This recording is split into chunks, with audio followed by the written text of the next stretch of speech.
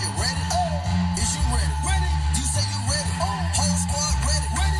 Is you ready? Are you ready? Ready? Is you ready? Whole squad ready? We came here to see Jeff. What you got? No, no, no, not on my watch. No way. Bring what you got. I'm going to the top. You can bring what you got. I'm going to the top. Bring what you got. Bring what you got. I'm going to the top. I'm going to the top.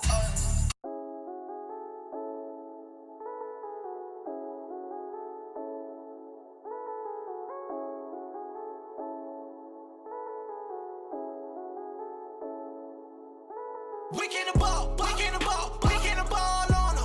We going hard, we coming strong, ain't giving no warnings. I'm bringing this pressure, ain't giving up. You gotta keep fighting till the clock is up. Cause we are the wizards and we do not panic. We fight for your standing, the fence gon' be chained. We can the ball, ball like no other needs to play.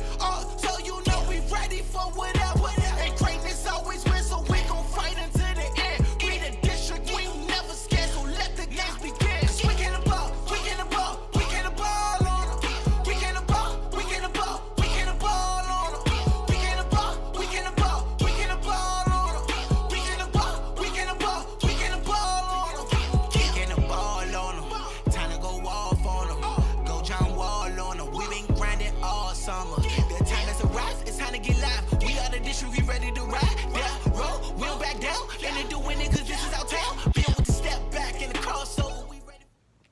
What's up, Wizards fans? This is me again, Karen Mingo.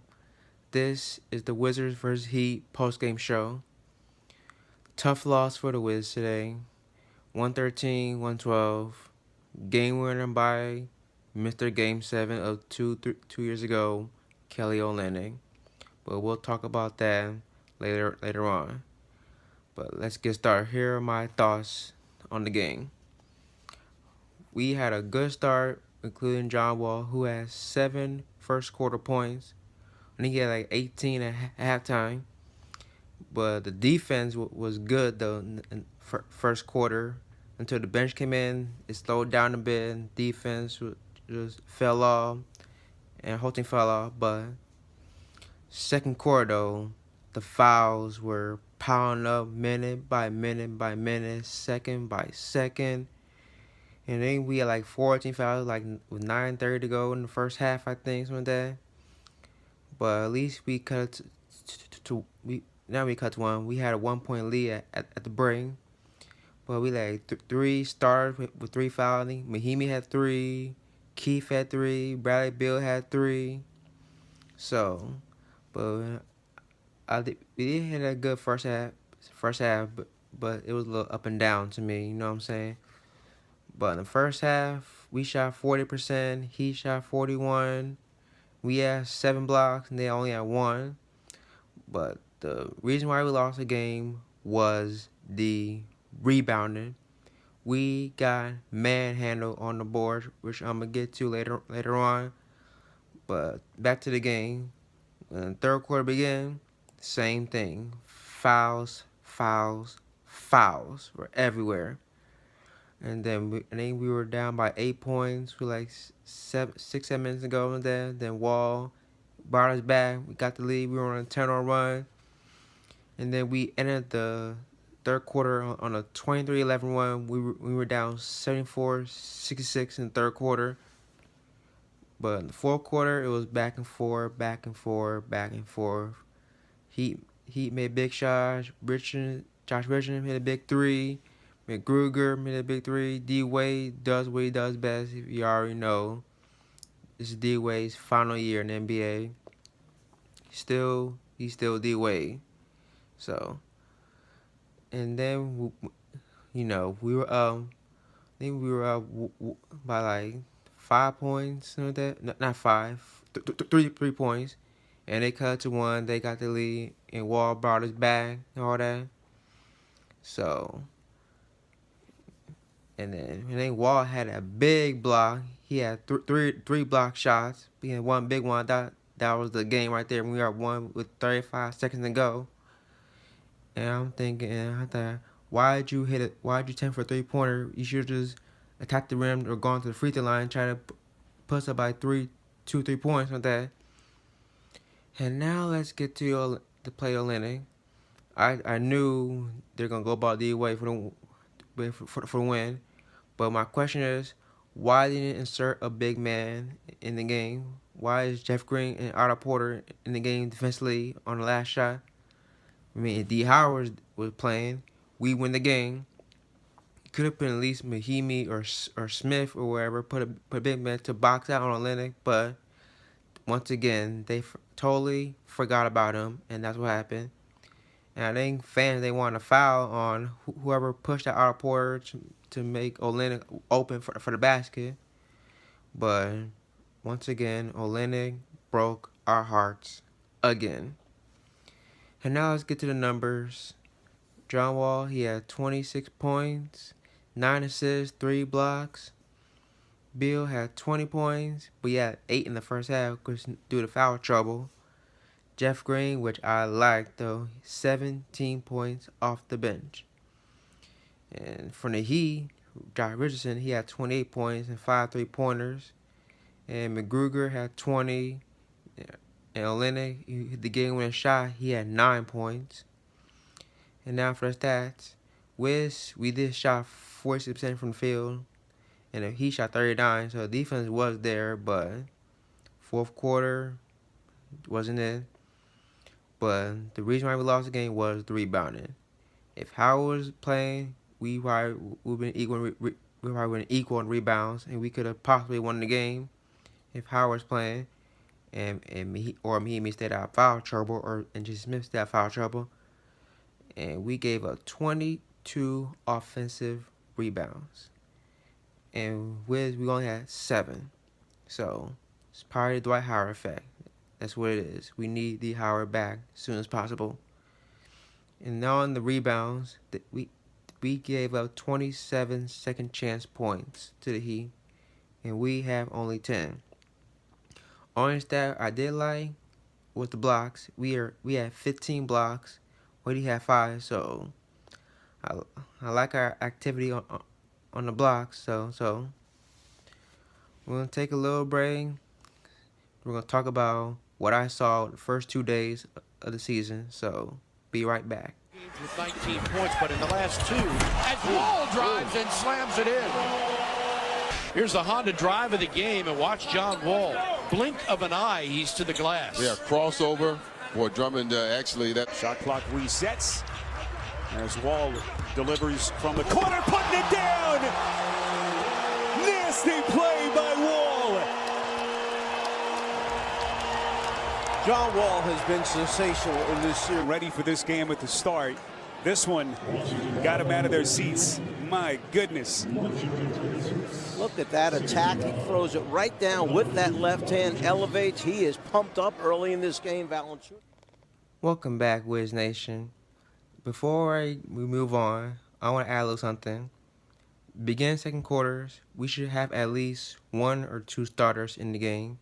Not all bench players. We should have 1 or 2 guys not guys, but 2 starters to play with the bench just to get a little extra boost going to the second quarter. So I ain't like the idea of having all 5 guys on the bench start on the court in the second quarter. So let's move on. Now it's time for what I saw around the league, first 2 days of the league.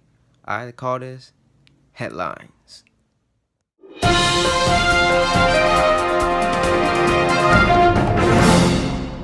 First off, let's start with the Sixers-Celtics game that you saw on Tuesday night.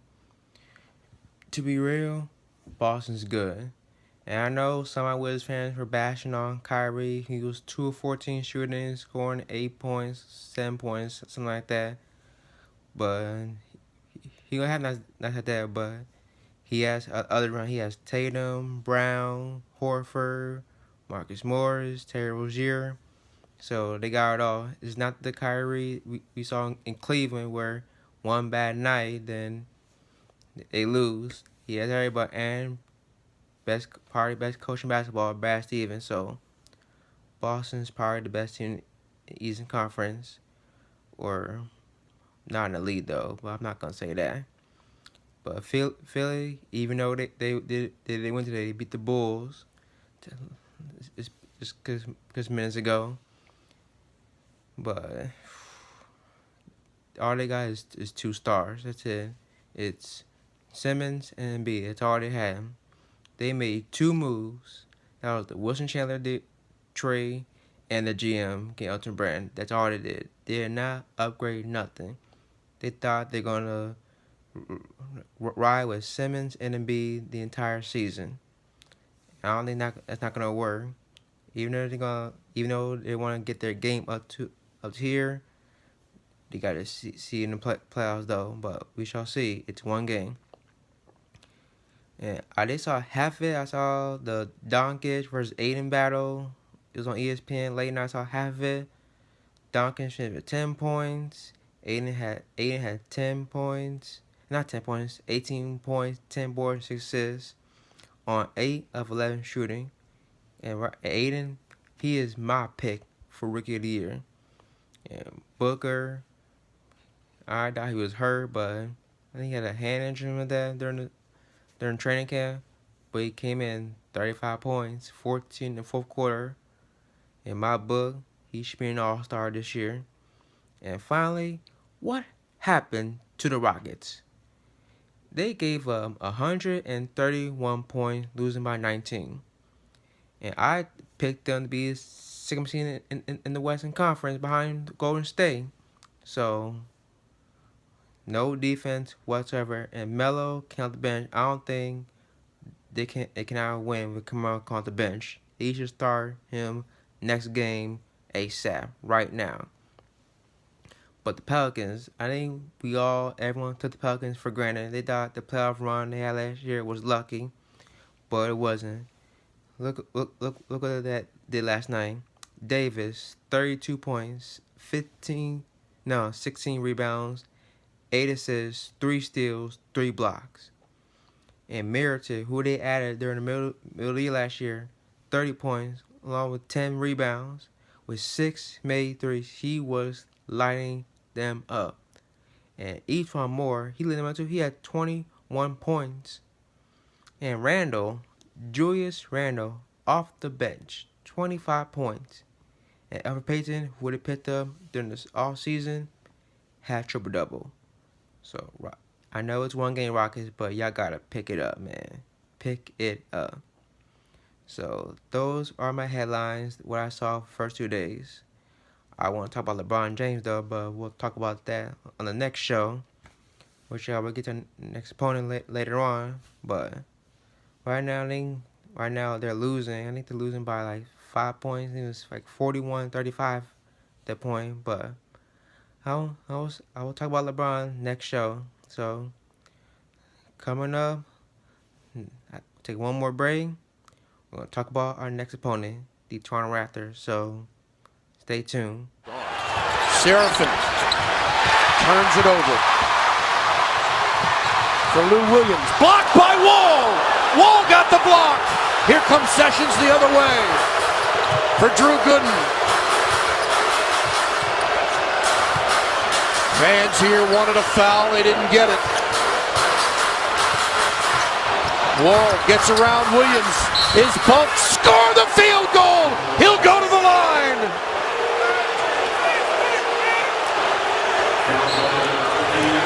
And a technical foul has been called on Dwayne Casey by Scott Foster. Welcome back, Wiz Nation. Now coming up, next game, Saturday night, the Toronto Raptors. I'll be in the building for that one. Should be a good game.